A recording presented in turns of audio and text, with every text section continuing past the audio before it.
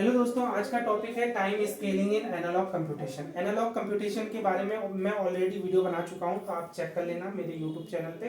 अभी शॉर्टकट तरीके से समझ लो कि एनालॉग कंप्यूटेशन का मतलब क्या होता है। एनालॉग कंप्यूटेशन में हम क्या करते हैं, इलेक्ट्रॉनिक सर्किट डिजाइन करते हैं किसी भी डिफरेंशियल इक्वेशन को सॉल्व करने के लिए। ठीक है, तो एनालॉग कंप्यूटेशन में हम किसी भी डिफरेंशियल इक्वेशन के सोल्यूशन को कैलकुलेट करने के लिए इलेक्ट्रॉनिक सर्किट डिजाइन करते हैं। क्योंकि इलेक्ट्रॉनिक सर्किट की अपनी एक लिमिटेशन होती है, तो इस वजह से हमें एनालॉग कंप्यूटेशन में टाइम स्केलिंग की भी जरूरत पड़ती है और एम्पलीट्यूड स्केलिंग की भी जरूरत पड़ती है। ठीक है, टाइम स्केलिंग की जरूरत हमें तब पड़ती है जब हम इनपुट वोल्टेज सिग्नल की फ्रीक्वेंसी इतनी हाई रख दें कि वो ऑपरेशनल एम्पलीफायर काम ना कर पाए सही तरीके से। तो यानी जब भी इनपुट वोल्टेज सिग्नल की फ्रीक्वेंसी वेरी हाई होती है, तो उस केस में हमें टाइम स्केलिंग की जरूरत पड़ती है एनालॉग कंप्यूटेशन में। अच्छा, ये पता कैसे करेंगे कि इनपुट वोल्टेज सिग्नल की फ्रीक्वेंसी हाई है एनालॉग कंप्यूटेशन के लिए? तो उसको हम डिफरेंशियल इक्वेशन की हेल्प से आइडेंटिफाई कर सकते हैं। यानी जिस डिफरेंशियल इक्वेशन को सॉल्व करने के लिए हम एनालॉग कंप्यूटेशन को डिजाइन कर रहे हैं, उस डिफरेंशियल इक्वेशन को देख के हम बता सकते हैं कि यहाँ टाइम स्केलिंग की जरूरत पड़ेगी या नहीं पड़ेगी। फॉर एग्जाम्पल, मैं फर्स्ट ऑर्डर डिफरेंशियल इक्वेशन की बात करूँ। फर्स्ट ऑर्डर डिफरेंशियल इक्वेशन को आप किस तरह से लिख सकते हैं? P1 dy by D T plus P2 y is equal to 0। इस टाइप की डिफरेंशियल इक्वेशन फर्स्ट ऑर्डर के डिफरेंशियल इक्वेशन कहलाती है। ठीक है, सेकंड ऑर्डर डिफरेंशियल इक्वेशन कैसी होती है? P1 d2y by D T square plus P2 dy by D T plus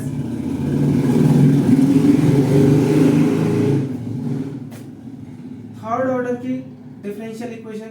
third order की डिफरेंशियल इक्वेशन आप इस तरह से लिख सकते हैं, P1 D cube Y by D T square cube, ठीक है, D T cube plus P2 d2 Y by D T square plus P3 dy by D T plus P4 equal to 0। ठीक है, इस तरह से आप हायर ऑर्डर की differential equation लिख सकते हो। मैं बस अभी के लिए ये समझाऊंगा कि कैसे आप पता लगा सकते हो कि हमें डिफरेंशियल इक्वेशन के सॉल्यूशन को कैलकुलेट करने के लिए जो इलेक्ट्रॉनिक सर्किट हम डिजाइन करेंगे उसमें हमें टाइम स्केलिंग की जरूरत कब पड़ेगी, हम पहले उसे आइडेंटिफाई करेंगे। देखो, एक रेशियो होता है, ठीक है, एक रेशियो होता है। उस रेशियो को मैं अभी के लिए आर से डिनोट कर रहा हूं। वो रेशियो हमें किसका कैलकुलेट करके देखना होता है? कोफिशिएंट ऑफ लोवेस्ट ऑर्डर, ठीक है,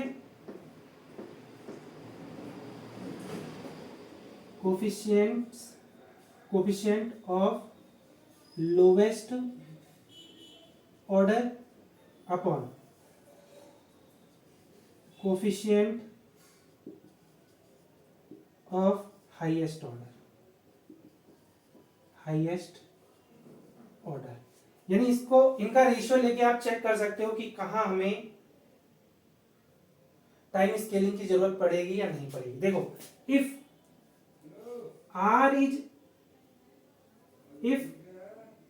आर लाई बिटवीन, यानी आर की वैल्यू अगर 0 और 10 के बीच में होती है, then no need for time scaling. No need for time scaling, यानी टाइम स्केलिंग की वहां जरूरत नहीं है। No need for time scaling, यानी उस केस में जहां पे रेशियो, जो हम रेशियो कैलकुलेट करेंगे, अगर वो 0 और 10 के बीच में एग्जिस्ट करता है तो वहां टाइम स्केलिंग की जरूरत नहीं पड़ेगी। If R does not lie between 0 और 10, यानी जब आर की वैल्यू 0 और 10 के बीच में एग्जिस्ट नहीं करती, देन we required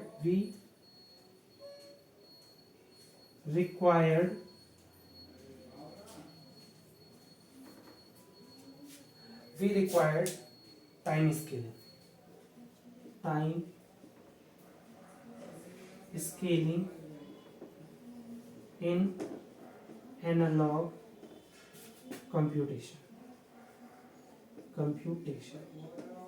ठीक है, अब आप कहोगे कि सर आपने तो बताया ही नहीं कि आर कोफिशिएंट को, आर रेशियो को हम कैसे कैलकुलेट कर सकते हैं। मैंने बोला highest order, lowest order, coefficient of lowest order का ratio coefficient of highest order के साथ। यानी सिंपल सी बात है, हमें क्या कैलकुलेट करना है, आर को कैलकुलेट करना है। यहाँ कोफिशिएंट ऑफ लोएस्ट ऑर्डर क्या है, P2 upon coefficient of highest order क्या है, P1। तो इस तरह से आप रेशियो को कैलकुलेट कर सकते हैं। इस डिफरेंशियल इक्वेशन के लिए ये रेशियो हो गया। नीचे वाली डिफरेंशियल इक्वेशन के लिए रेशियो क्या हो गया, कोफिशिएंट ऑफ लोएस्ट ऑर्डर, यहाँ पे लोएस्ट ऑर्डर है, ठीक है, यहाँ मैंने सही से नहीं लिखा, ये y लिख देना, y इक्वल टू 0 और यहाँ P4 y इक्वल टू 0, ठीक है।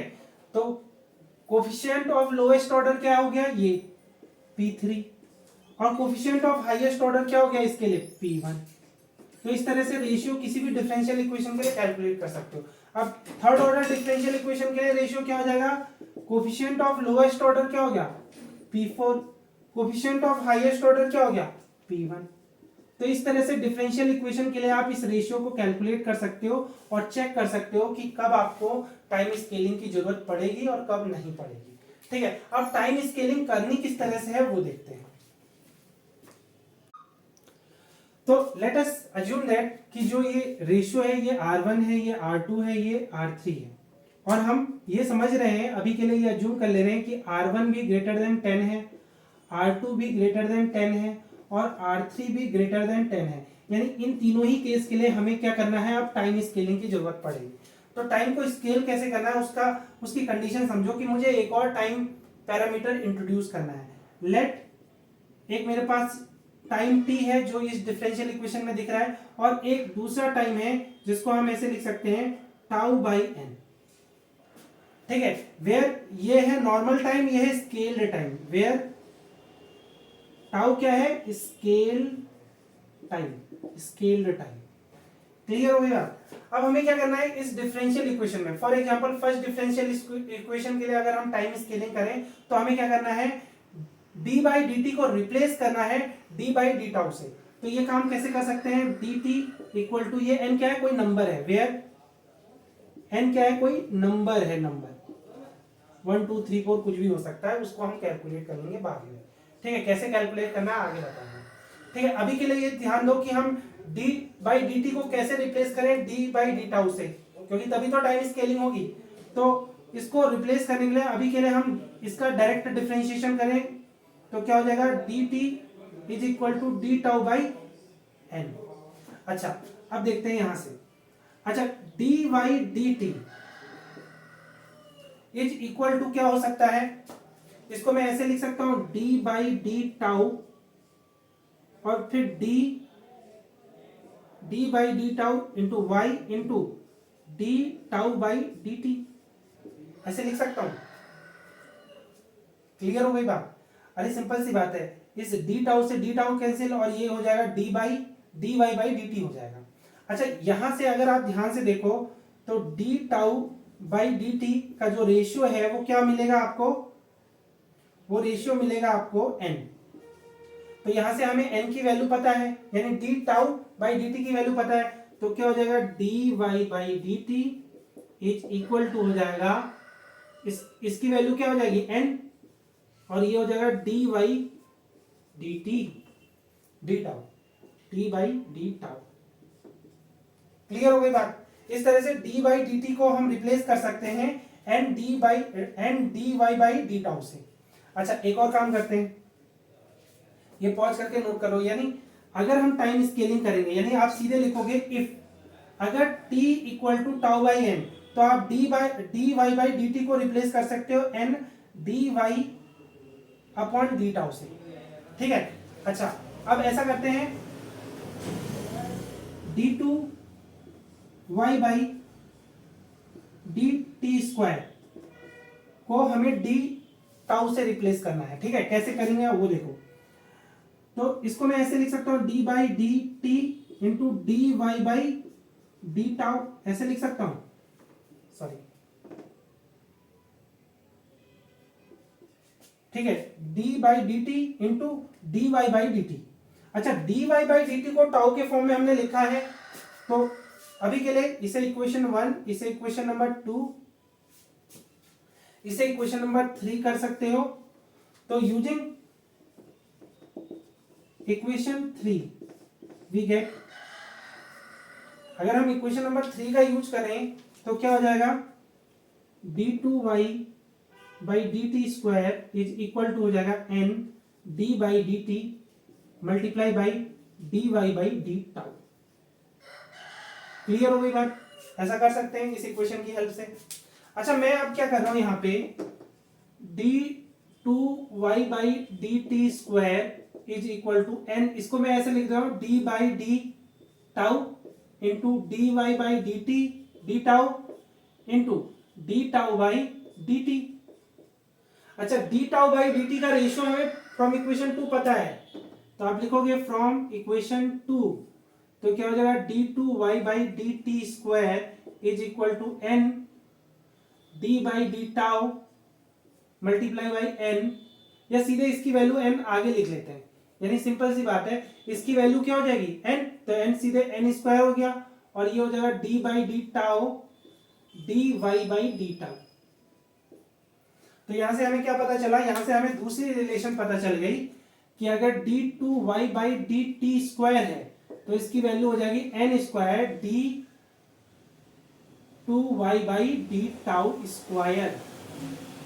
ठीक है, ये आपकी इक्वेशन नंबर 4 हो गई। इसी तरह से आप ये भी प्रूफ कर सकते हो, इसी तरह से आप ये भी प्रूफ कर सकते हो, D cube Y by D T square cube is equal to N cube D cube Y by D tau cube. इस तरह से ये भी रिलेशन प्रूफ कर सकते हैं, और इसी तरह से ऑर्डर जैसे जैसे इंक्रीज होंगे ये इक्वेशन भी बनती चली जाएगी। क्लियर हो गई बात? अब इन इक्वेशन की हेल्प से हम इनकी टाइम स्केलिंग करेंगे। तो ये तीनों इक्वेशन, यानी equation number 3, equation number 4, equation number 5 को पॉज करके यहाँ तक ड्राइव करेंगे। ठीक है, मैं मिटा रहा हूँ। तो अगर हम इसमें टाइम स्केलिंग करें, क्योंकि हमें पता है इनका R1, R2, R3 जो रेशियो है वो ग्रेटर देन 10 है, तो टाइम स्केलिंग करने के लिए आपको सीधे सीधे लेट लिखना होगा, let t equal to tau by n, then above equation becomes, तो ऊपर की इक्वेशन क्या बन जाएंगी, p1 n dy by D tau plus p2 y is equal to 0। ठीक है, ये फर्स्ट ऑर्डर की इक्वेशन पर टाइम स्केलिंग हो गई। ठीक है, सेकेंड ऑर्डर की इक्वेशन की टाइम स्केलिंग, अब एनालॉग कंप्यूटर की हेल्प से, एनालॉग कंप्यूटेशन की हेल्प से आप इस डिफरेंशियल इक्वेशन के लिए इलेक्ट्रॉनिक सर्किट डिजाइन करोगे, लेकिन किस कंडीशन के साथ, आप ये लोगे वहां पे, ऐसा करोगे कि P1n is equal to P2 आप सेट कर लो। इससे क्या हो जाएगा, जो रेशियो होगा उसकी वैल्यू 1 सेट हो जाएगी, R1 की वैल्यू 1 हो जाएगी, क्योंकि हमें क्या करना है, लोएस्ट कोफिशिएंट और हाईएस्ट कोफिशिएंट का रेशियो लेना है, तो दोनों को इक्वल कर दोगे तो 1 हो जाएगा। क्यों इक्वल कर पा रहे हैं, बिकॉज हमने n को अज्यूम कर रखा है, तो इस रिलेशन से आप n को कैलकुलेट कर सकते हैं। अच्छा, सेकंड ऑर्डर में टाइम स्केलिंग करोगे तो क्या हो जाएगा, P1n square d2y by D tau square plus P2n dy by D tau plus P3 y is equal to 0। ठीक है, यहां पे भी आपको क्या करना है, n को कैलकुलेट करने के लिए P1n स्क्वायर को इक्वल कर देना है P3 के, इससे आपको रेशियो R2 की वैल्यू मिलेगी 1। ठीक है, इस रिलेशन की हेल्प से आप n की वैल्यू को कैलकुलेट कर सकते हैं। अच्छा, थर्ड ऑर्डर के लिए टाइम स्केलिंग के लिए डिफरेंशियल इक्वेशन क्या हो जाएगी, थर्ड ऑर्डर की डिफरेंशियल इक्वेशन ये हो जाएगी, P1n cube D cube y by D tau square cube, tau cube, ये टाउ है। ठीक है, अब t नहीं है, आप कुछ भी t नहीं है, यहां सब टाउ है, plus P2n square d2y by D tau square plus P3n dy by D tau plus P4y is equal to 0। ठीक है, यहाँ पे n की वैल्यू कैलकुलेट करने के लिए आपको क्या करना है, P1 n क्यूब को डायरेक्टली इक्वल करना है P4 से। ठीक है, तो इस रिलेशन से आपको पता चल रहा है कि जो R3 रेशियो होगा वो भी इक्वल 1 हो जाएगा। तो इस तरह से आप टाइम स्केलिंग कर सकते हो, और टाइम स्केलिंग करने के साथ साथ जो ये अननोन नंबर n है उसको आप इन रिलेशन की हेल्प से कैलकुलेट कर पाओगे, फर्स्ट ऑर्डर के लिए, सेकंड ऑर्डर के लिए और थर्ड ऑर्डर के डिफरेंशियल इक्वेशन के लिए। अब न्यूमेरिकल्स को किस तरह से सॉल्व करना है जो एग्जाम में आएंगे टाइम स्केलिंग के ऊपर, उनको भी देख लेते हैं। तो पहला क्वेश्चन है टाइम स्केलिंग का, generate function xt equal to cos 10⁵t using analogue computation where x0 is equal to 1, x.0 equal to 0 and जो टाइम है वो किसके बीच में रहता है, 4π/10⁵ और 0 के बीच में एग्जिस्ट करता है। तो ये टाइम स्केलिंग का क्वेश्चन है, ये कब पता चलेगा, वैसे तो इसको भी देख के पता चल जाएगा, लेकिन जनरल मेथड यही है कि पहले मेरे को इस इक्वेशन की हेल्प से एक डिफरेंशियल इक्वेशन बनानी होगी, उसको देख के हम डिसाइड कर पाएंगे कि ये टाइम स्केलिंग का क्वेश्चन है या नहीं। ठीक है, तो सॉल्यूशन में क्या लिखोगे आप, सबसे पहले इस फंक्शन की हेल्प से आप डिफरेंशियल इक्वेशन बनाओगे, यानी x की वैल्यू अगर cos 10⁵t दी है तो इसका dx/dt कैलकुलेट करोगे तो क्या मिल जाएगा, 10⁵ माइनस का साइन 10⁵t। ठीक है, एक और बार डिफरेंशिएशन करोगे तो d2x/dt स्क्वायर क्या हो जाएगा, माइनस का 10⁻10 साइन का cos हो जाएगा, cos 10⁵t। ठीक है, अब हमें पता है cos 10⁵t की वैल्यू है x, तो d2x/dt square is equal to क्या हो जाएगा, माइनस 10⁻10x, या डिफरेंशियल इक्वेशन बना सकते हो d2x/dt square plus 10⁻10x equal to 0। Generally question इस डिफरेंशियल इक्वेशन की फॉर्म में दिया जाता है। ये एक स्पेशल क्वेश्चन है जिसमें सारी कंडीशन दी है, तो मैंने ऐसा क्वेश्चन लिया है स्टार्टिंग में ही। ठीक है, but generally question differential equation की फॉर्म में पूछा जाता है एग्जाम में। ठीक है, तो इस फॉर्म में जब आप ला गए तो यहां से आप पता कर सकते हो कि इसमें टाइम स्केलिंग की जरूरत पड़ेगी या नहीं पड़ेगी जब हम इसके लिए इलेक्ट्रॉनिक सर्किट डिजाइन करेंगे। अच्छा, मैं यहाँ पे बता दूं कि dx/dt को x डॉट बोलते हैं और d2x/dt स्क्वायर को x डबल डॉट भी बोलते हैं।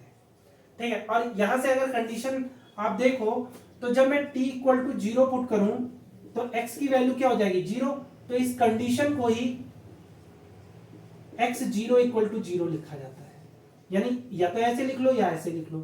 ठीक है, यहां से मैंने कैलकुलेट की, sorry 1,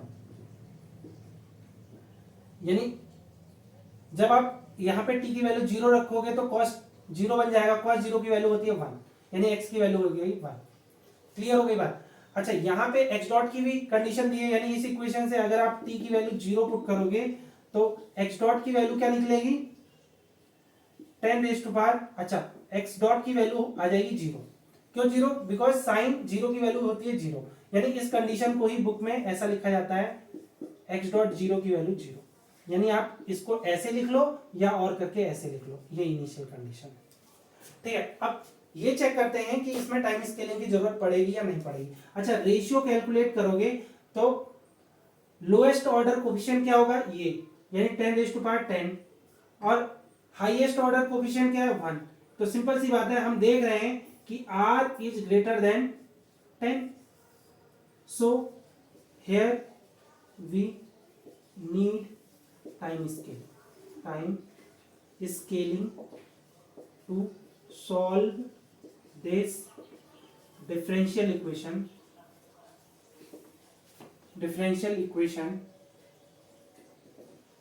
using analog computation।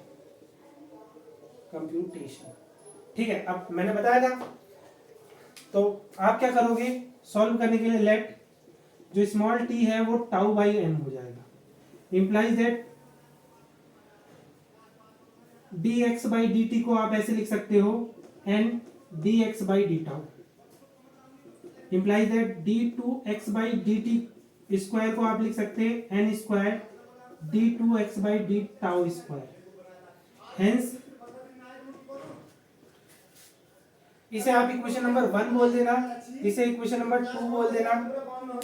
Hence from equation 2 we have, equation number 2 को 2 में t को टाउ से रिप्लेस करोगे तो इक्वेशन क्या बन जाएगी, n square d2x by D tau square plus 10 raise to power 10x equal to 0। तो मैंने बोला कि r का रेशियो की वैल्यू 1 सेट करने के लिए आपको क्या करना है, n square equal to 10 raise to power 10 put करना है, यानी हाईएस्ट ऑर्डर कोफिशिएंट और लोएस्ट ऑर्डर कोफिशिएंट को इक्वल कर देना है। तो यहां से n की वैल्यू क्या हो जाएगी, 10 raise to power 5, value put कर दो। देन वैल्यू पुट करने पे क्या हो जाएगा, ये 10 raise to power 10 d2x by D tau square और ये हो जाएगा 10 raise to power 10 x equal to 0। यानी डिफरेंशियल इक्वेशन को हम टाइम स्केलिंग के बाद कैसा लिख सकते हैं, d2x by D tau square plus x equal to 0। अब ये एक सिंपल डिफरेंशियल इक्वेशन बन गया, ठीक है। तो अब कोफिशिएंट को आप देख लो, तो यहाँ पे कोफिशिएंट है 1, यहाँ पे भी 1, यानी इन दोनों का रेशियो क्या हो जाएगा 1, यानी r की वैल्यू, यानी इस केस में r की वैल्यू 10 और 1 के बीच में लाई करती है, 0 और 1 के बीच में लाई करती है। तो यानी अब इस डिफरेंशियल इक्वेशन में फर्दर टाइम स्केलिंग की जरूरत नहीं पड़ेगी। अब हम इस डिफरेंशियल इक्वेशन के लिए क्या कैलकुलेट करेंगे, इलेक्ट्रॉनिक सर्किट डिजाइन करेंगे जो इस डिफरेंशियल इक्वेशन का सोल्यूशन कैलकुलेट करके दे दे, ठीक है। तो यहां तक पहुंच करके नोट कर लो। तो हमारे पास जो डिफरेंशियल इक्वेशन है जिसके लिए हमें एनालॉग कंप्यूटेशन की हेल्प से सर्किट डिजाइन करना है वो है d2x by D tau square plus x equal to 0, ठीक है। अच्छा, एक इंपॉर्टेंट बात मैं बताऊं आपको कि इस डिफरेंशियल इक्वेशन का सोल्यूशन आप कैसे कैलकुलेट कर सकते हो, जब आप xt के फंक्शन में t को टाउ से रिप्लेस कर दो, यानी cos 10 raise to power 5 t को आप टाउ से रिप्लेस करोगे, क्योंकि t इक्वल टू क्या है, tau by 10 raise tau by n। अब मैंने बताया कि हमें t को टाउ से रिप्लेस करना है, यानी मुझे n की वैल्यू पुट करनी होगी, यानी टाउ अपॉन 10 रेज़ टू 5, क्योंकि n की वैल्यू मैंने बताया 5 होगी यहाँ पे, क्योंकि मैंने अभी कैलकुलेट किया है कि n की वैल्यू 10 रेज़ टू पावर 5 है। तो रिप्लेस करोगे तो xt की जगह आप x टाउ लिखोगे और उसका फंक्शन हो जाएगा cos और ये हो जाएगा 10 raise to power 5 tau upon 10 raise to power 5। तो 10 रेज़ टू पावर 5 से 10 रेज़ टू पावर 5 कैंसिल, यानी अब जो हमारे पास फंक्शन हो गया cos टाउ बन गया, ठीक है। यानी मुझे ये वाला फंक्शन जनरेट करना है। अब सिंपल सी बात है, ये दोनों एक ही हैं, बस टाइम स्केलिंग की वजह से हम दो इक्वेशन बना दे रहे हैं। यानी अगर मुझे इस फंक्शन को जनरेट करना है तो पहले मुझे इसको जनरेट करना सीखना होगा। ये जनरेट हो जाएगा तो हमें टाउ को रिप्लेस कर देना है t से, सिंपल सी बात है। जब हम t को टाउ से रिप्लेस कर सकते हैं तो टाउ को भी तो t से रिप्लेस कर सकते हैं। तो अगर हम इस वाले फंक्शन को जनरेट कर लें तो हम टाइम स्केलिंग की हेल्प से इस फंक्शन को भी जनरेट कर सकते हैं। क्लियर हो गई बात। तो अब इसके लिए एनालॉग कंप्यूटेशन की हेल्प से सर्किट कैसे बना सकते हैं, एक पहले हमें सर्किट बनाने के लिए हाईएस्ट ऑर्डर डेरिवेटिव को एक साइड लिखना है, d2x by D tau square को एक साइड रखना है और दूसरी साइड बाकी सारे टर्म्स भेज देना है, ठीक है। यानी इस डिफरेंशियल इक्वेशन के लिए हम सर्किट डिजाइन करेंगे। तो कैसे डिजाइन करेंगे, पहले हम अज्यूम करेंगे कि मेरे पास एक इंटीग्रेटर है और उसके इनपुट पे हमने d2x by D tau square signal डाला है। तो अगर मैं इंटीग्रेटर की यहाँ पे रीडिंग 1 सेट करूं तो क्या हो जाएगा, आउटपुट पे dx by D tau produce हो जाएगा। अच्छा, मुझे x वेरिएबल चाहिए तो इसके लिए अगेन मुझे एक और इंटीग्रेटर चाहिए। इंटीग्रेटर को हम इस सिंबल से डिनोट करते हैं। अगर मैं यहाँ 1 सेट कर दूं तो इसका जो आउटपुट होगा वो माइनस का x होगा, सॉरी प्लस का x होगा, क्योंकि याद रखना जब भी इंटीग्रेटर से सिग्नल पास आउट होगा उसका साइन चेंज हो जाएगा। जैसे इंटीग्रेशन के बाद साइन चेंज होगा, यहाँ इंटीग्रेशन हुआ साइन चेंज हो गया, फिर इंटीग्रेशन हुआ साइन चेंज हो गया, ठीक है। मुझे चाहिए -x। -x लगाने के लिए मुझे एक इन्वर्टिंग एम्पलीफायर लगाना होगा। इन्वर्टिंग एम्पलीफायर को सिंपल ट्रायंगल से दिखाते हैं। अगर मैं यहाँ 1 सेट कर दूं तो इसके आउटपुट पे -x मिल जाएगा। क्लियर हो गई बात? ये सब मैंने आपको सिखाया है एनालॉग कंप्यूटेशन वाली वीडियो में, तो आप जाके देख सकते हो कि कैसे ये सर्किट डिजाइन करना है किसी भी डिफरेंशियल इक्वेशन के लिए। यहाँ डिफरेंशियल इक्वेशन 1 ये है, तो इसके लिए हम सर्किट इस तरह से डिजाइन कर सकते हैं। अब सिंपल सी बात है कि हमें दिख रहा है कि जो -x है वो d2x/d के इक्वल है इस इक्वेशन से। तो इसका मतलब यहाँ पे जो वोल्टेज होगा यहाँ पे वही वोल्टेज होगा, तो इन दोनों को मैं इस तरह से कनेक्ट कर सकता हूं। तो ये जो सर्किट हो गया ये इस डिफरेंशियल इक्वेशन का सॉल्यूशन बता सकता है। ठीक है, अब इस डिफरेंशियल इक्वेशन का सॉल्यूशन क्या है? ये अगर इसमें टाउ को टी से रिप्लेस कर दूं तो सॉल्यूशन क्या हो जाएगा? ये तो कहने का मतलब है इसका सॉल्यूशन मिलेगा कहां? यहां पे मिलेगा, इस पॉइंट पे। इस पॉइंट पे ही तो हमें एक्स की वैल्यू मिलेगी। तो सिंपल सी बात है, ये सर्किट डायग्राम है। ठीक है, symbolic circuit diagram of analogue computation. Analogue computation, ठीक है। और इसका सॉल्यूशन आपको कहां मिलेगा, यानी किस पॉइंट पे ये फंक्शन जनरेट हो सकता है? इस पॉइंट पे ये फंक्शन जनरेट हो सकता है। सिंपल सी बात है, इस पॉइंट पे, क्योंकि सारे पैरामीटर टाउ के टर्म में है। ठीक है, तो सारे पैरामीटर टाउ के टर्म में है, यानी इस पॉइंट पे ये फंक्शन जनरेट होगा। अब इस फंक्शन में सिंपल सी बात है, हमें टाउ को रिप्लेस करना है टी से, इस इक्वेशन की हेल्प से। तो ये इक्वेशन हमें मिल जाएगी, यानी इस पॉइंट पे हमें ये फंक्शन या क्वेश्चन में दिया हुआ फंक्शन जनरेट कर सकते हैं। क्लियर हो गई बात? अब एक इंपॉर्टेंट चीज है, इनिशियल कंडीशन को कैसे कनेक्ट करना है। ठीक है, ये मैंने पहले भी सिखाया, इस बार भी सीख लो। अब सिंपल सी बात है, इनिशियल कंडीशन क्या है? देखो सिंपल सी बात है, ये यही तो समझाते हैं। ठीक है, नीचे की चीजें मिटा देता हूं।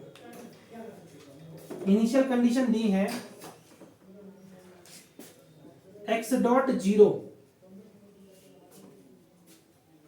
x.0 की वैल्यू है 0। इसका मतलब क्या है? इसका मतलब है dx/dt। ध्यान से समझना, बहुत जरूरी है ये चीज। dx/dt at time t equal to 0, उसकी वैल्यू क्या है? 0 है। अगर मैं इसे टाउ से रिप्लेस कर दूं, क्योंकि ये पूरा सर्किट किस टाइम में चल रहा है? टाउ वाले टाइम में चल रहा है। तो इसका मतलब dx/dt को टाउ से रिप्लेस करें तो ये n आ जाएगा, dx/d tau at time tau equal to 0 पे 0 है। अब n की वैल्यू चाहे कुछ भी रख लो, क्योंकि n की वैल्यू हमें पता है 10⁵ है, तो इंप्लाइज है 10⁵ उधर भेज दो तब भी dx/d tau at time t equal to 0 पे इसकी वैल्यू 0 ही रहेगी है। अगर ये निगेटिव भी होगा तब भी 0 रहेगी। अब इसमें निगेटिव का मल्टीप्लाई कर दो तब भी तो 0 ही मिलेगा, यानी इसको आप सिंपली इनिशियल कंडीशन यहाँ ग्राउंड से कनेक्ट कर सकते हो। ये जो सर्किट है ये इनिशियल कंडीशन को शो कर रहा है, यानी इस कंडीशन को शो कर रहा है। ठीक है, अच्छा दूसरी कंडीशन देख लेते हैं। अच्छा, x 0 पे 0 है, 0 पे 1 है, 0 पे 1 है। अब यहां पे टाइम 0 है। अरे सीधी सीधी बात है, जब इस इक्वेशन में जब t 0 है तो इंप्लाइज दैट टाउ भी तो 0 ही होगा। तो अगर यहां t की वैल्यू 0 है तो x टाउ की वैल्यू, यानी इसका मीनिंग ये है x t इक्वल टू 0 पे 1 वैल्यू है। तो इस रिलेशन के अकॉर्डिंग इस इक्वेशन में हमें क्लियर हो रहा है कि जब स्मॉल t 0 होगा तो टाउ भी 0 होगा।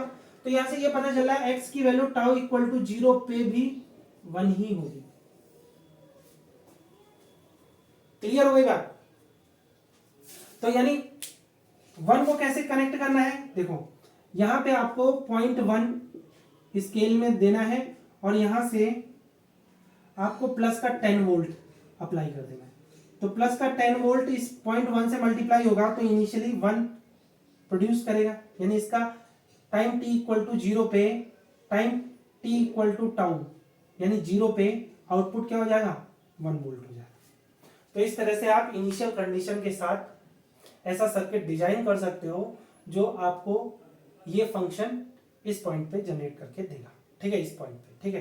तो यहां तक पहुंच करके नोट कर लो, इस क्वेश्चन का कंप्लीट सॉल्यूशन यही है, ठीक है। तो पहुंच करके नोट कर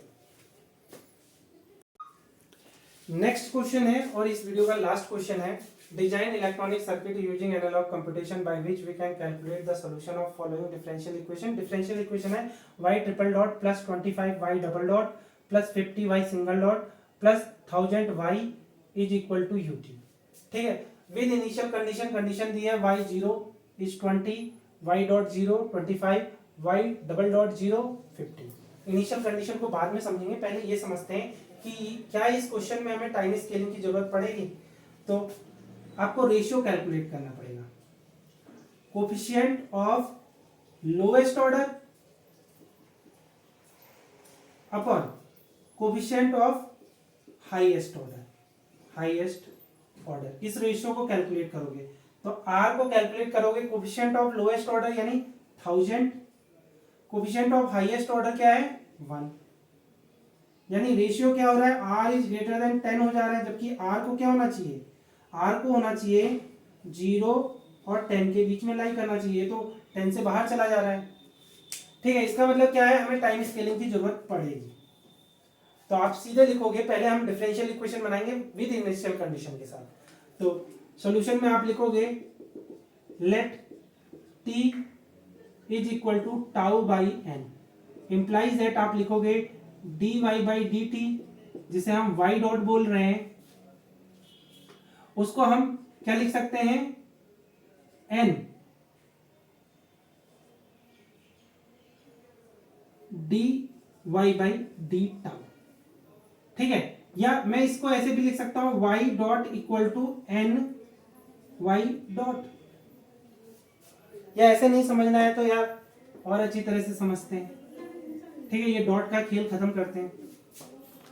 इक्वेशन कैसी है, यानी अगर मैं y triple dot plus 25 y double dot plus 50 y dot plus 100 y is equal to U T ऐसा लिख रहा हूं, तो इसको मैं ऐसे भी लिख सकता हूं D cube Y by D T cube plus 25 D two Y by D T square plus 50 D Y by D T plus 100,000 into Y U T, ठीक है। अब यहां पे आप टी को टाउ में चेंज करोगे, let T equal to tau by N, implies that D Y by D T is equal to N D Y by D tau, ठीक है। और भी बनाते रहना, D two Y by D T square is equal to N square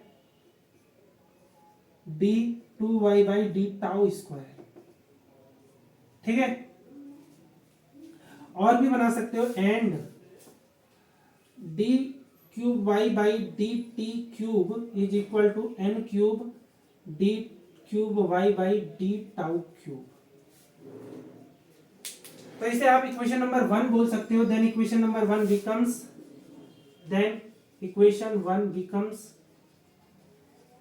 क्या हो जाएगी, ये हो जाएगा N cube D cube Y by D tau cube plus 25 आगे से है, फिर N square D square Y by D tau square plus 50 N D Y by D tau plus 1000 into Y is equal to U T.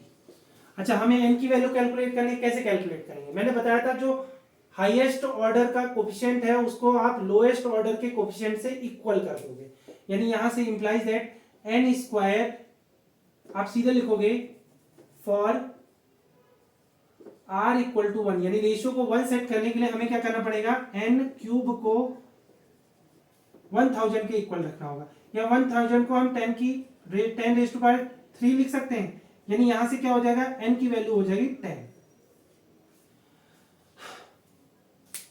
ठीक है। ऊपर की चीजें मिटा दो, पॉज करके नोट कर।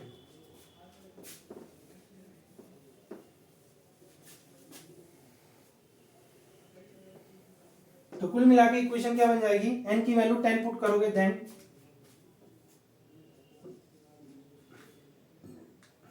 ये हो जाएगा 10 raise to power 3 D cube Y by, आप लिखोगे इसे इक्वेशन नंबर 2 लिख देना, 1 हमने लिख दी थी। Then putting the value of n equal to 10 in equation 2 we get, तो आपको क्या मिलेगा, एक नई इक्वेशन मिलेगी। ठीक है, क्या मिलेगी,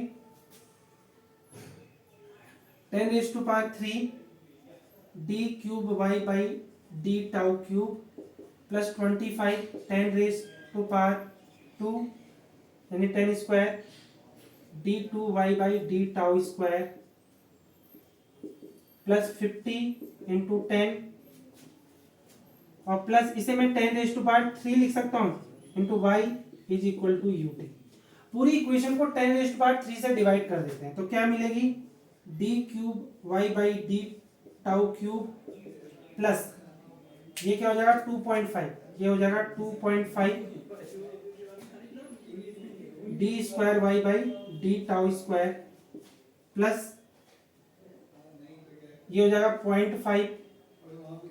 ठीक है, 500 को 1000 से डिवाइड करोगे 0.5। अच्छा, ये वाले टर्म को मैंने छोड़ दिया, तो इसे ऐसे लिख दो 50 into 10 into D Y by D tau plus. ठीक है, ऐसी छोटी छोटी गलतियां कर दो तो खुद सही कर लेना। ठीक है, मैं जल्दबाजी में रहता हूँ हमेशा। तो ये हो जाएगा D Y by D tau और प्लस ये हो जाएगा Y is equal to U T.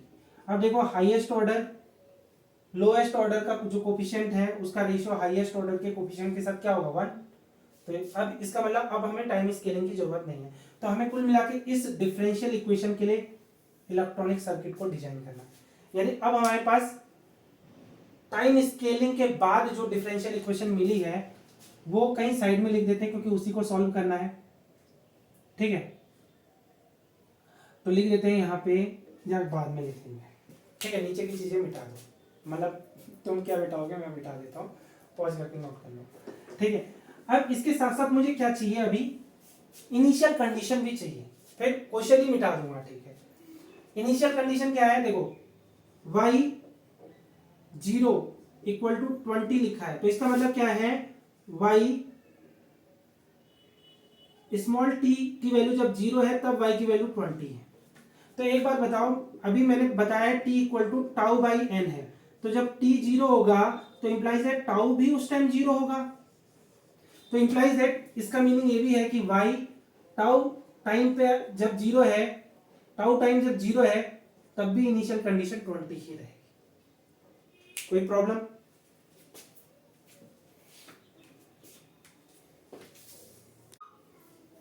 ठीक है, कोई प्रॉब्लम नहीं है। तो इनिशियल कंडीशन हमें इस इक्वेशन के लिए, इस डिफरेंशियल इक्वेशन के लिए क्या मिली, टाउ के फॉर्म में y 0 पे इनिशियल कंडीशन 20 होगी। ठीक है, अब नेक्स्ट हमें क्या कैलकुलेट करना है, y डॉट 0 की इनिशियल कंडीशन। y डॉट 0 की इनिशियल कंडीशन है 25, लेकिन यहाँ पे y डॉट 0 में जो ये 0 है वो t पे है 0, स्मॉल t पे 0 की वैल्यू है 25। ठीक है, यानी अगर मुझे इसे टाउ पे करना है तो क्या हो जाएगा, यानी इसे ऐसे लिख सकते हैं dy बाई dt जब टाइम t इक्वल टू 0 है तब आ रहा है 25। तो इंप्लाइज दैट अगर मैं इसे टाउ में कन्वर्ट करूं तो मुझे n से मल्टीप्लाई करना होगा dy बाई डी टाउ, और ये हो जाएगा टाउ टाइम पे 0 की वैल्यू, टाउ 0 पे dy बाई डी टाउ की वैल्यू है, क्या हो जाएगी 25। अच्छा, अभी मैंने कैलकुलेट किया है कि n की वैल्यू तो अभी हमने कैलकुलेट की है, क्या है 10 है, तो यहाँ पे वैल्यू 10 पुट करोगे तो क्या रिजल्ट आएगा, मैं यही लिख देता हूं 10 dy by D tau time tau equal to 0 पे इसकी वैल्यू है 25, यानी कुल मिला के dy by D tau time tau equal to 0 पे इसकी वैल्यू हो जाएगी 2.5। यानी इसकी इनिशियल कंडीशन एक तो ये कैलकुलेट कर ली हमने, और दूसरी कैलकुलेट कर ली y डॉट 0 पे इसकी वैल्यू हो जाएगी 2.5। क्लियर हो गई बात, 2.5। अच्छा, थर्ड कंडीशन क्या है, y डबल डॉट जीरो पे वैल्यू दी है 50। इसका मीनिंग क्या है, d2y by D T square की time t equal to zero पे वैल्यू है 50। अब इसे मैं टाउ में कन्वर्ट करूं तो इसके आगे n स्क्वायर से मल्टीप्लाई करना होगा और d2y by D tau square बन जाएगा ये। तो टाउ की वैल्यू जीरो सेट करने पे इसकी वैल्यू क्या हो जाएगी, अगेन 50 हो जाएगी। अच्छा, n की वैल्यू मैंने बताया 10 है, तो n की वैल्यू यहाँ पे पुट करोगे तो ये हो जाएगा 100 d2y by D tau square time tau equal to zero पे ये वैल्यू हो जाएगी 50। ठीक है, यानी यहां से वैल्यू पता चली कि d2y by D tau square की value time tau equal to zero पे कितनी हो जाएगी, 0.5। या इसी को मैं ऐसे लिख सकता हूं, y डबल डॉट जीरो पे वैल्यू हो जाएगी 0.5। ठीक है, यानी इस डिफरेंशियल इक्वेशन के लिए ये इनिशियल कंडीशन होगी, these are the initial condition, initial conditions.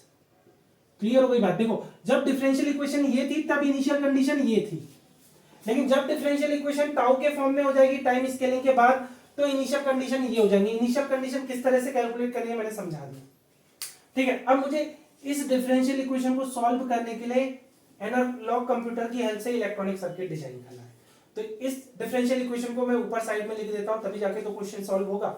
तो ऊपर की चीजें पॉज करके नोट करना चाहो तो नोट कर लो, मैं मिटा रहा हूं। तो क्या करते हैं, डिफरेंशियल इक्वेशन यहां लिख देते हैं, D cube Y by D tau cube plus 2.5 d2y by D tau square plus 0.5 dy by D tau plus y is equal to ut। इस डिफरेंशियल इक्वेशन के लिए with initial condition, initial condition ये tau हो जाएगा। ठीक है, with initial condition. अच्छा, एक बात मैं बताऊं, जब मैंने पूरी इक्वेशन को किससे डिवाइड किया था, मैं भूल गया, 10⁻³ से पूरी इक्वेशन को डिवाइड किया था, तो इसके अपॉन में भी 10⁻³ होगा, याद रखना, इसके अपॉन में 10⁻³ होगा। क्यों, क्योंकि देखो ये 2.5 0.5 और ये y कब बचा, जब मैंने पूरी डिफरेंशियल इक्वेशन को 10⁻³ से डिवाइड किया था। तो डिवाइड किया था यानी ut के अपॉन में भी 10⁻³ होना चाहिए ना, मैं ये चीज भूल गया बट अब याद आ गई तो लिख दिया।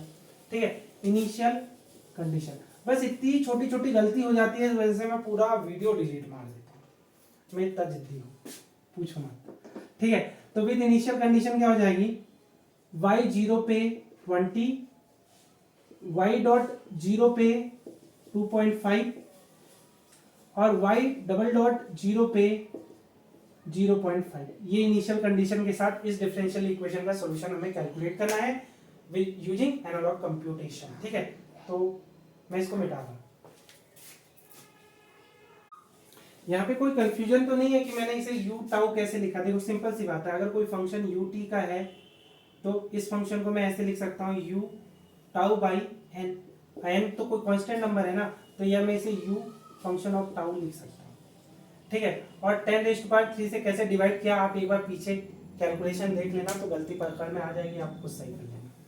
तो इसे u टाउ लिखना, जब ये पूरी इक्वेशन टाउ के फॉर्म में है तो यहाँ पे भी u टाउ ही लिखना। क्लियर हो गई बात, कोई फर्क नहीं पड़ता यहाँ t लगाओ टाउ लगाओ। ठीक है, क्योंकि ये अननोन फंक्शन है।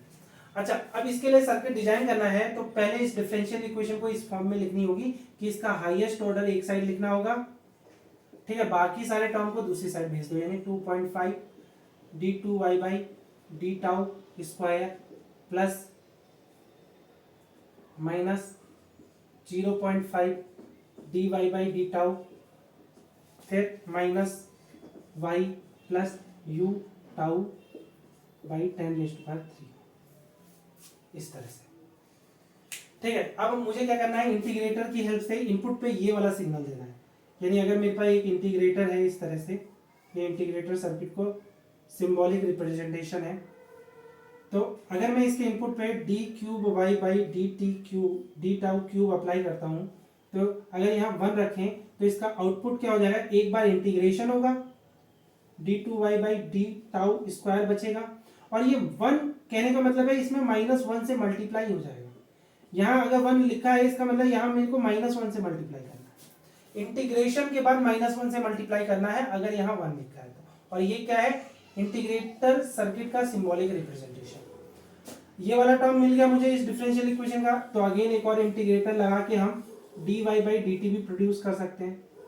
अगेन मैं क्या कर रहा हूँ, यहाँ 1 रख रहा हूँ, इसका मतलब इसका इंटीग्रेशन क्या हो जाएगा, dy/dt। और क्योंकि मेरे को -1 से मल्टीप्लाई करना है तो ऑलरेडी पहले से माइनस है, तो माइनस माइनस प्लस यानी ये प्लस का ही होगा। अब मुझे अगेन y प्रोड्यूस करना है तो एक और इंटीग्रेटर लगाऊंगा। तो यहाँ इंटीग्रेटर में स्केलिंग 1 दूंगा, तो 1 क्या बता रहा है कि इंटीग्रेशन के बाद जो मिलेगा यानी y मिलेगा उसमें मुझे -1 से मल्टीप्लाई करना है यानी -y। इस तरह से हमें d2y/dt d tau square dy/d tau, ठीक है, और -y मिल जाएगा। अब मुझे क्या करना है कि मल्टीप्लिकेशन करना है। तो सिंपल सी बात है, मुझे ये 2.5 बनाने के लिए मैंने एनालॉग कंप्यूटेशन वाले वीडियो में बताया है कि हम एक पोटेंशियोमीटर लगाते हैं। पोटेंशियोमीटर में रीडिंग हमेशा 1 से लेस रखेंगे। 2.5 का मल्टीप्लाई होने के बाद सिग्नल क्या मिलेगा, -0.25 d2y/d tau स्क्वायर, ये वोल्टेज मिलेगा हमें, ठीक है। और फिर यहाँ पे मुझे किससे मल्टीप्लाई करना है, 0.5 से, तो पोटेंशियोमीटर में 0.5 सेट कर देना। तो यहाँ आउटपुट पे क्या मिलेगा आपको, 0.5 dy/d tau, ठीक है। और इसके साथ मुझे किसका मल्टीप्लाई करना है, किसी का भी मल्टीप्लाई नहीं करना है।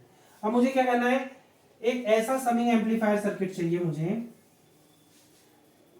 जिसके इनपुट पे हम कुछ भी डालें लेकिन आउटपुट हमें क्या मिलना चाहिए वो बता रहा हूं।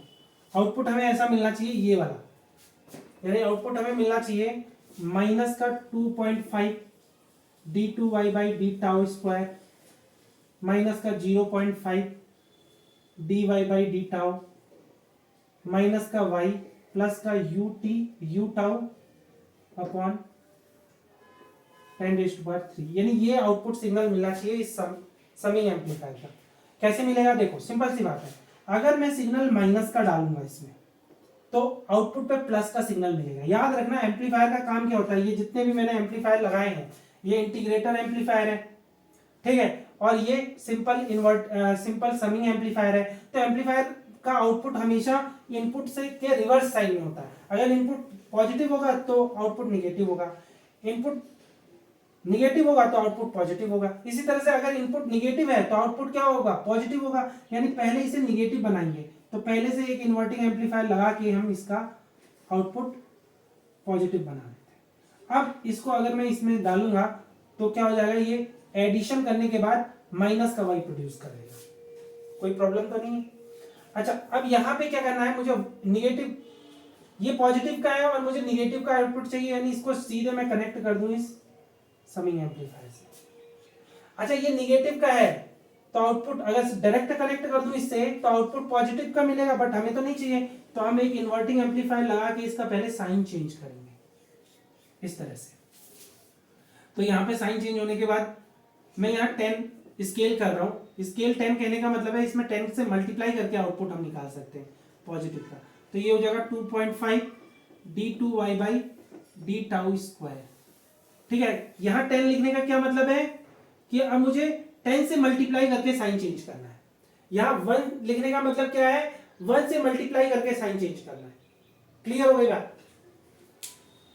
अच्छा, अब ut को प्रोड्यूस करना है, तो u tau बाई 10⁻3 ये हम किसी वोल्टेज सोर्स से सिग्नल प्रोड्यूस, ये फंक्शन प्रोड्यूस कर रहे हैं, वोल्टेज फंक्शन।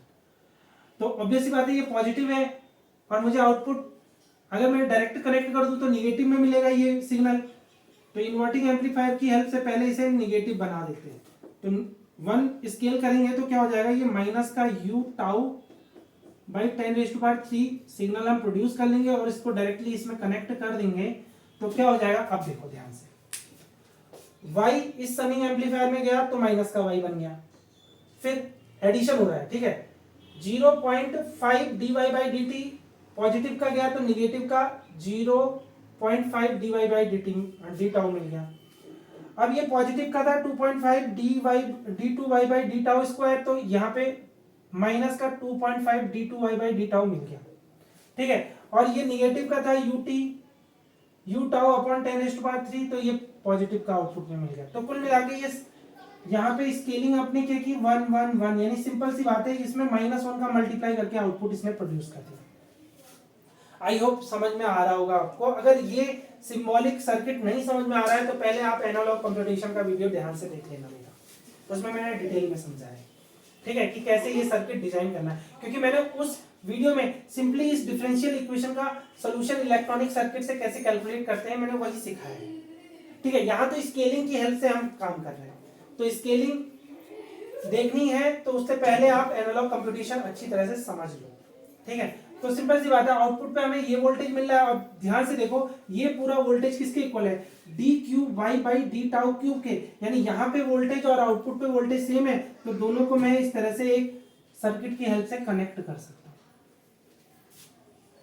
तो इस डिफरेंशियल इक्वेशन का सोल्यूशन कहाँ पे मिलेगा हमें, इस पॉइंट पे मिलेगा, वाई। क्लियर हो गया?